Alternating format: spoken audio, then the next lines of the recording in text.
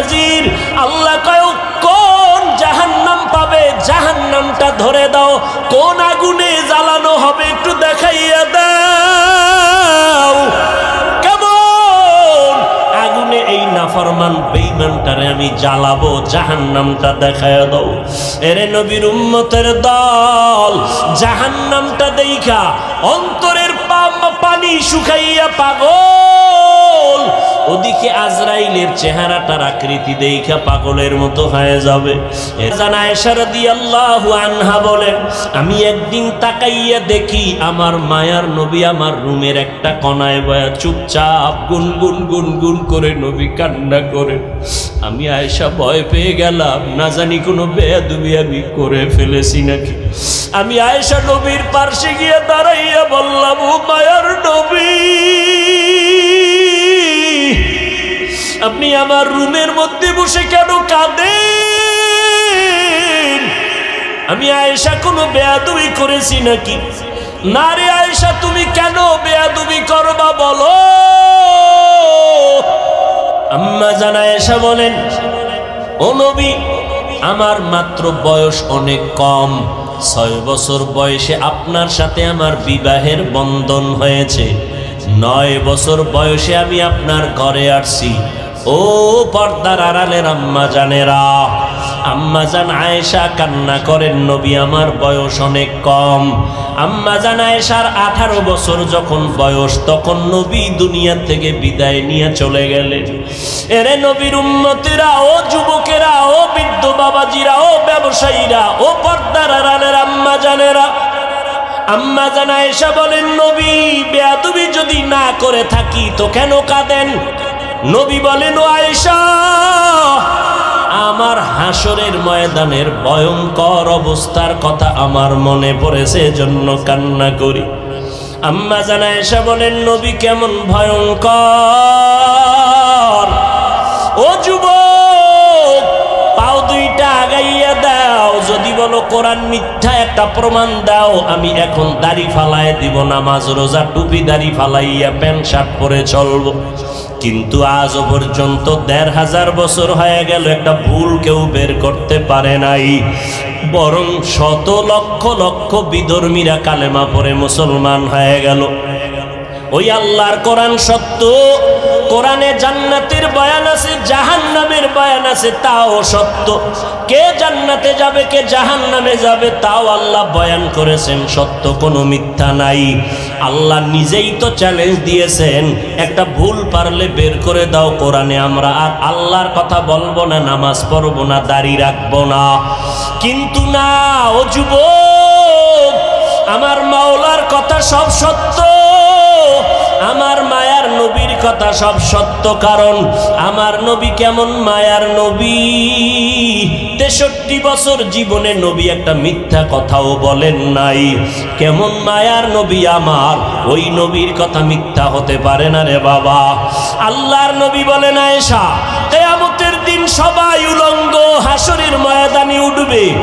যেই নবীদের কোনো গুনাহ নাই, হাসরের ময়দানটা এমন অবস্থা হবে, সূর্যটা নিচে নেমে আসবে, ওদিক দিয়া জাহান্নামের আওয়াজ, আবার আমার আল্লাহ পাকের কাহারিয়াতের আওয়াজ।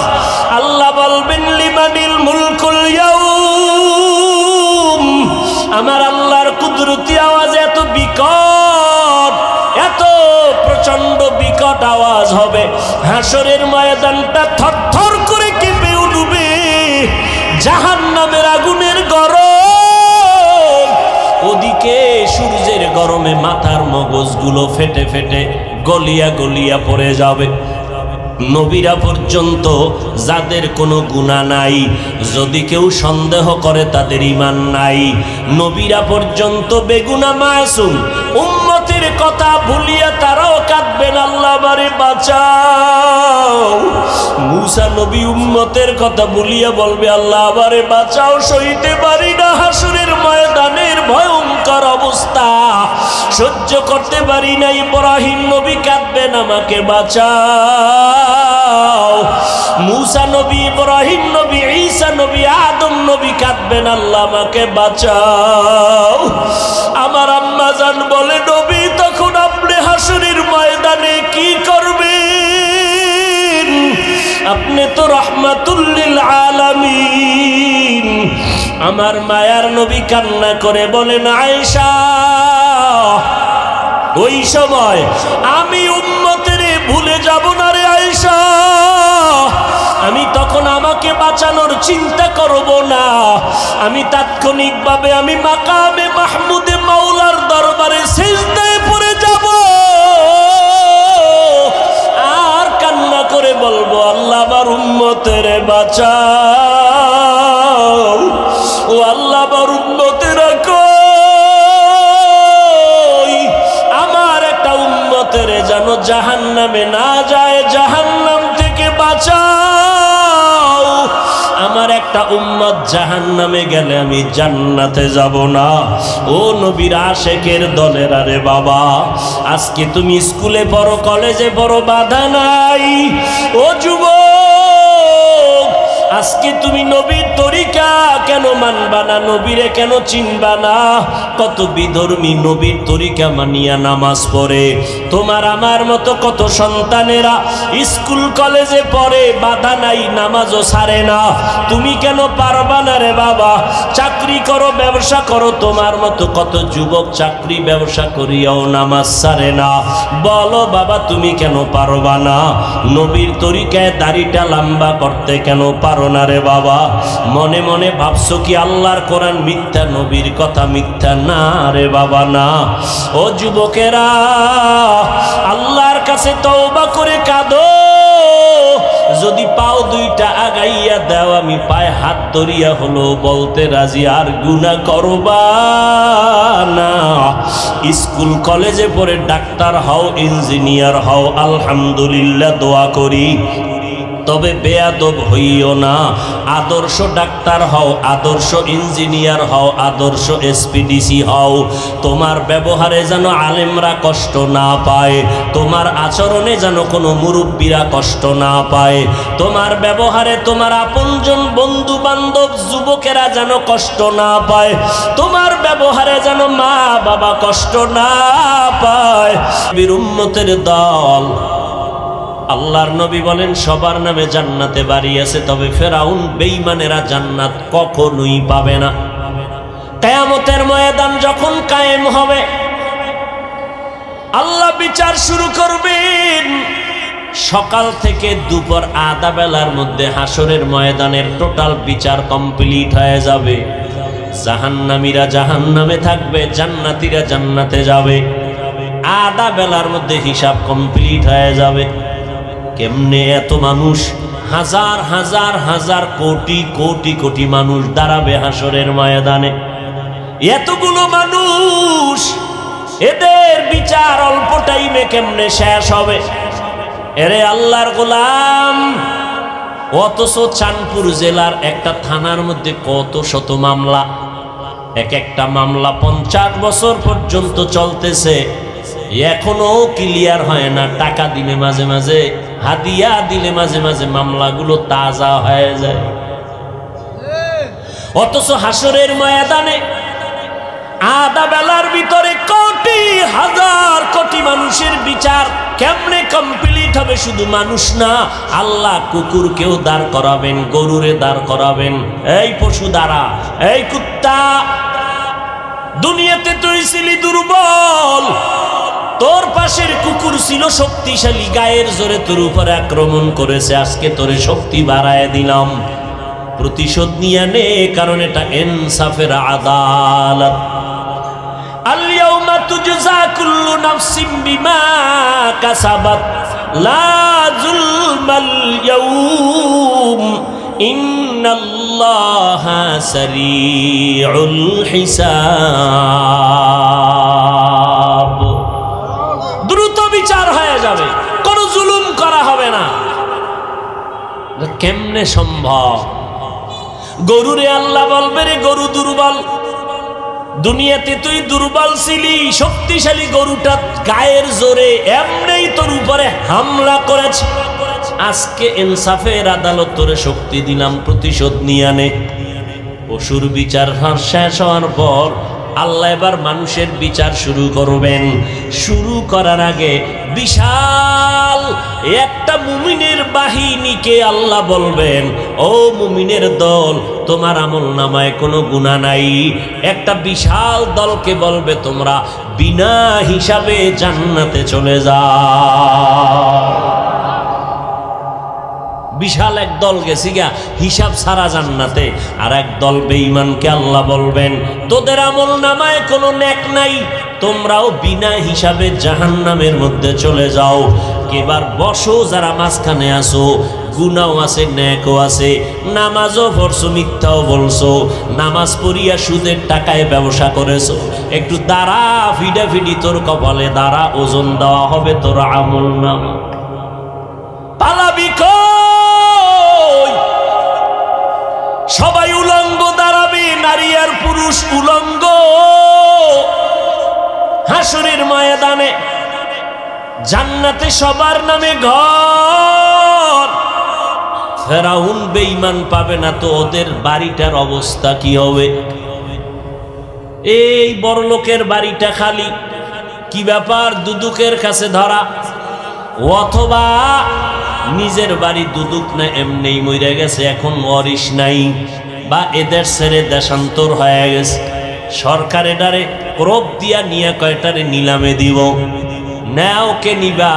আল্লাহ কয় হাসরের ময়দানে আমি আমার মুমিনদের ডাকবো, এই ফেরাউন নমরুদ হামান সাদ্দাদের বাড়িগুলো জান্নাতে আছে, আজকে আমি নিলাম দিব, কারা নিতে চাও?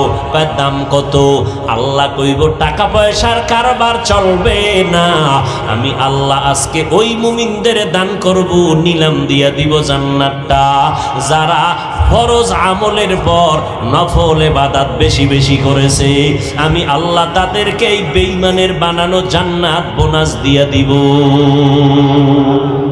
আতিনা ফি দারে দুনিয়া না হাসান, আতিনা ফি দারে উকবা না হাসান, ইয়া গিয়াসাল মুস্তাগীসিন হদিনা লফতিখারা বিল উলুমে ওয়াল গিনা।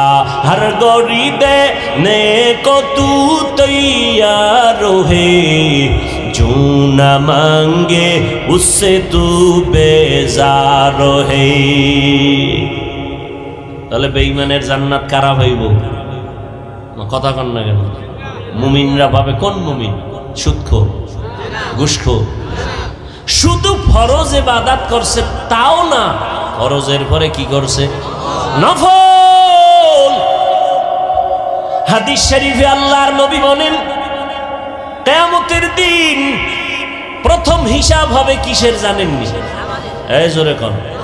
قال النبي صلى الله عليه وآله وسلم أول ما يحاسب به العبد يوم القيامة الصلاة।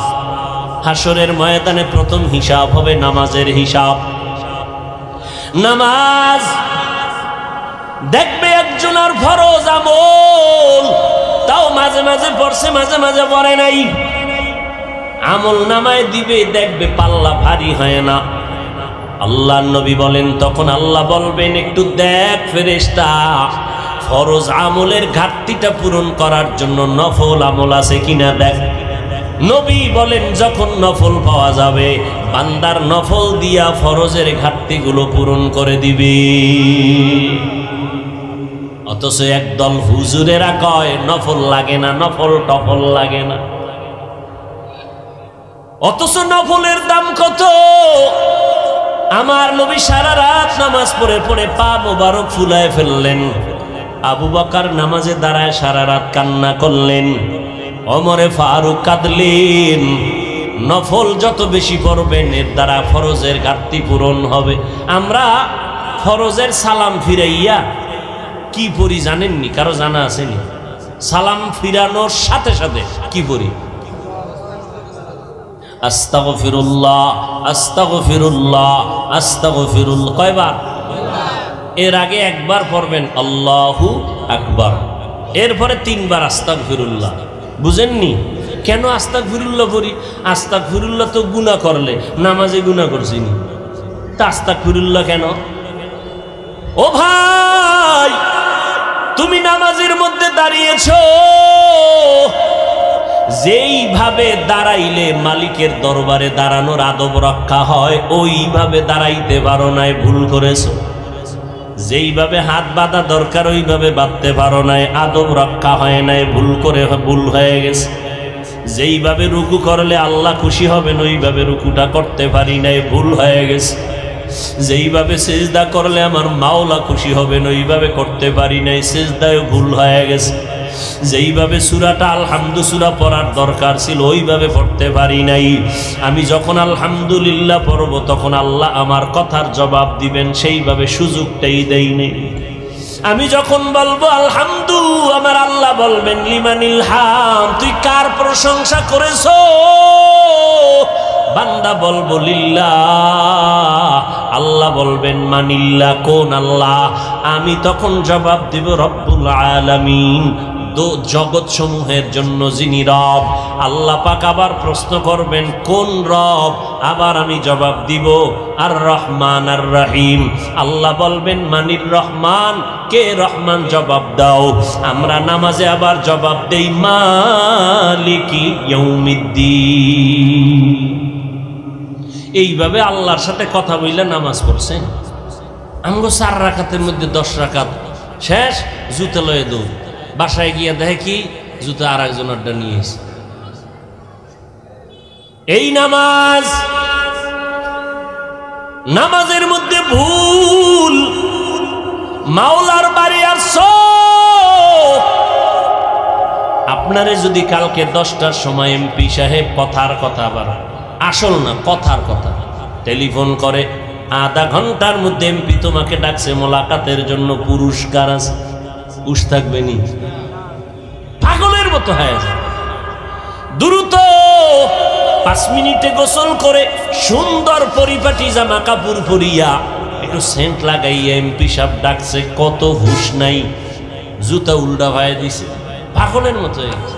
একটু স্প্রে মারা লাগে না, সেন্ট মনে করিয়া মশার স্প্রে না মাইরা দৌড়, বেউস হয়ে গেছে। এমপি ডাকছে, যদিও জীবনে ডাকবে না, কথার কথা।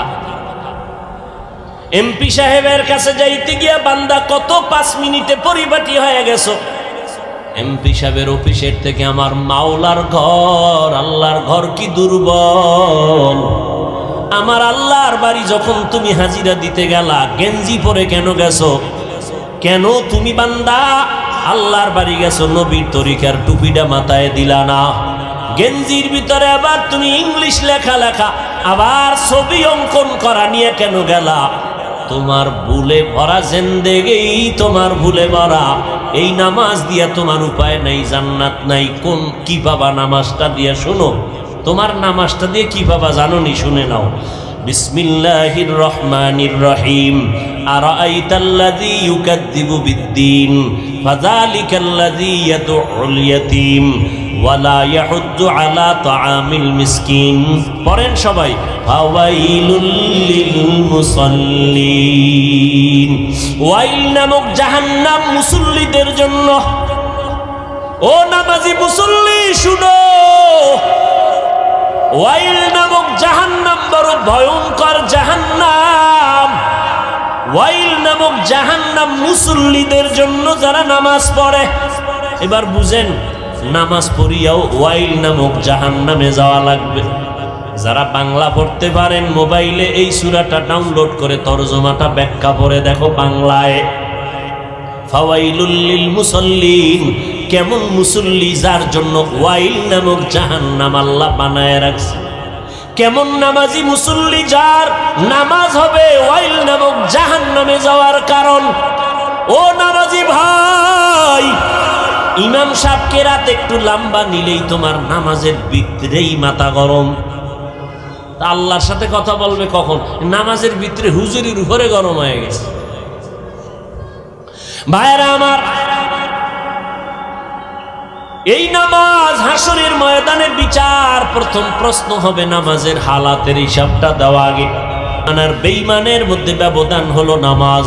বেঈমানেরা নামাজ পড়ে না, মুমিনেরা নামাজ কখনো ছাড়ে না। এরে নবীর উম্মতের দল, আল্লাহ তাআলা বলেন আমি কাউকে জাহান্নামে দিতে চাই না। তার এক দলিল গেল, সবার নামে জান্নাতে বাড়িয়েছে। তার আর একটা দলিল শুনেন, আল্লাহ তাআলা কিয়ামত পর্যন্ত ইসরাফিলের সিংহায় ফুৎকার দেওয়ার আগ পর্যন্ত তওবা নামের দরজাটা খুলিয়া রাখছেন। আল্লাহ পাক বলেন, ও বান্দা, তুই তো গুনার পাহাড় করছো, একদিনে করো নাই। একদিন, 2 দিন, 3 দিন, 1 মাস, 2 মাস, 1 বছর, 2 বছর করে করে গুনাহ করে করে করে করে এখন বিশাল পাহাড় বানাইছো।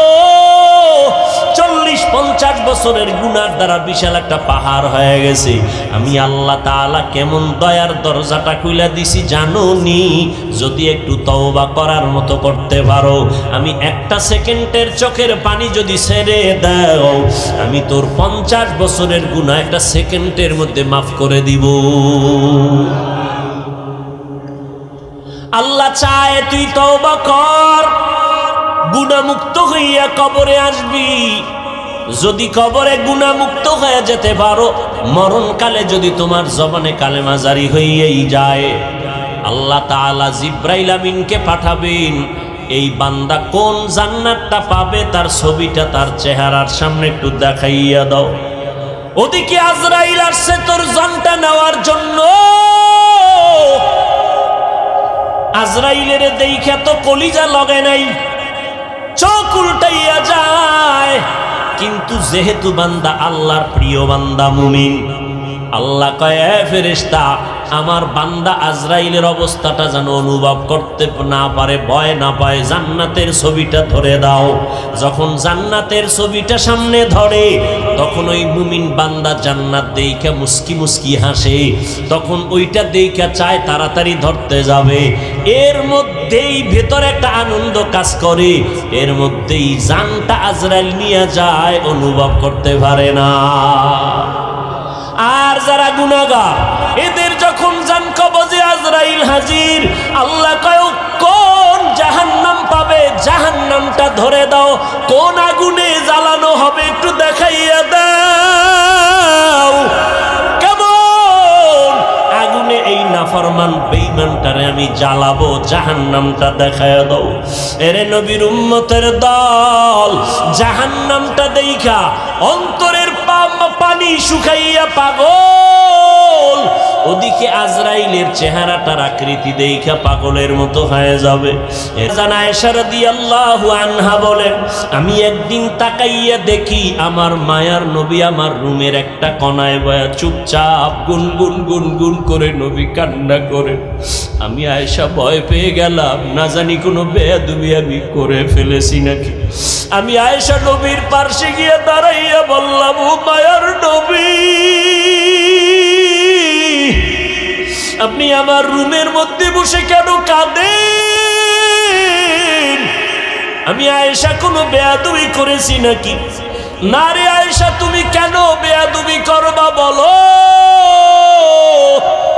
আম্মা জান আয়েশা বলেন, ও নবী, আমার মাত্র বয়স অনেক কম, 6 বছর বয়সে আপনার সাথে আমার বিবাহের বন্ধন হয়েছে। 9 বছর বয়সে আমি আপনার ঘরে আসছি। ও পর্দার আড়ালের আম্মা জানেরা, আম্মা জান আয়েশা কান্না করেন, নবী আমার বয়স অনেক কম। আম্মা জান আয়েশার 18 বছর যখন বয়স, তখন নবী দুনিয়া থেকে বিদায় নিয়ে চলে গেলেন।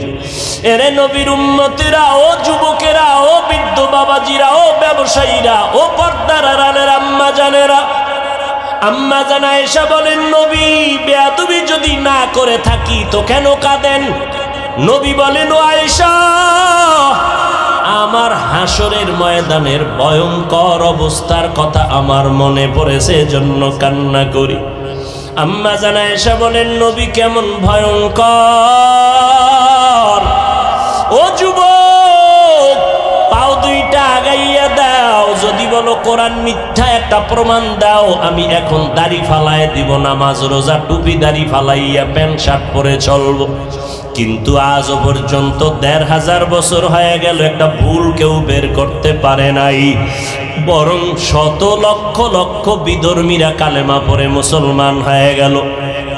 ওই আল্লাহর কোরআন সত্য, কোরআনে জান্নাতের বয়ান আছে, জাহান্নামের বয়ান আছে, তাও সত্য। কে জান্নাতে যাবে কে জাহান্নামে যাবে তাও আল্লাহ বয়ান করেছেন, সত্য কোনো মিথ্যা নাই। আল্লাহ নিজেই তো চ্যালেঞ্জ দিয়েছেন, একটা ভুল পারলে বের করে দাও কোরআনে, আমরা আর আল্লাহর কথা বলবো না, নামাজ পড়বো না, দাড়ি রাখবো না। কিন্তু না, ও যুবক, আমার মাওলার কথা সব সত্য, আমার মায়ার নবীর কথা সব সত্য। কারণ আমার নবী কেমন মায়ার নবী, ৬৩ বছর জীবনে নবী একটা মিথ্যা কথাও বলেন নাই। কেমন মায়ার নবী আমার, ওই নবীর কথা মিথ্যা হতে পারে না রে বাবা। আল্লাহর নবী বলেন, আয়েশা, কিয়ামতের দিন সবাই উলঙ্গ হাসরের ময়দানে উঠবে, যেই নবীদের কোনো গুনাহ নাই, হাসরের ময়দানটা এমন অবস্থা হবে, সূর্যটা নিচে নেমে আসবে, ওদিক দিয়া জাহান্নামের আওয়াজ, আবার আমার আল্লাহ পাকের কাহারিয়াতের আওয়াজ। আল্লাহ বলবেন, লিমানিল মুলকুল ইয়াউম। আমার আল্লাহর কুদরতি আওয়াজ এত বিকট, এত প্রচন্ড বিকট আওয়াজ হবে, হাসরের ময়দানটা থরথর করে কেঁপে উঠবে, জাহান্নামের আগুনের গরম, ওদিকে সূর্যের গরমে মাথার মগজগুলো ফেটে ফেটে গলিয়া গলিয়া পড়ে যাবে। নবীরা পর্যন্ত যাদের কোনো গুনাহ নাই, যদি কেউ সন্দেহ করে তাদের ঈমান নাই। নবীরা পর্যন্ত বেগুনাহ মাসুম, উম্মতের কথা ভুলিয়া তারাও কাঁদবেন, আল্লাহ আমারে বাঁচাও। মুসা নবী উম্মতের কথা ভুলিয়া বলবে, আল্লাহ আমারে বাঁচাও, সইতে পারি না হাসরের ময়দানের ভয়ঙ্কর অবস্থা, সহ্য করতে পারি না। ইব্রাহিম নবী কাঁদবেন, আমাকে বাঁচাও। মুসা নবী, ইব্রাহিম নবী, ঈসা নবী, আদম নবী কাঁদবেন, আল্লাহ আমাকে বাঁচাও। আমার আম্মা জান বলে, নবী তখন আপনি হাসরের ময়দানে কি করবেন? আপনি তো রাহমাতুল লিল আলামিন। আমার মায়ার নবী কান্না করে বলেন, আয়েশা, ওই সময় আমি উম্মতের ভুলে যাব না রে আয়েশা, আমি তখন আমাকে বাঁচানোর চিন্তা করব না, আমি তাৎক্ষণিকভাবে আমি মাকামে মাহমুদে মাওলার দরবারে সিজদায় পড়ে যাব, আর কান্না করে বলবো, আল্লাহ আমার উম্মতের বাঁচাও, ও আল্লাহ আমার উম্মতের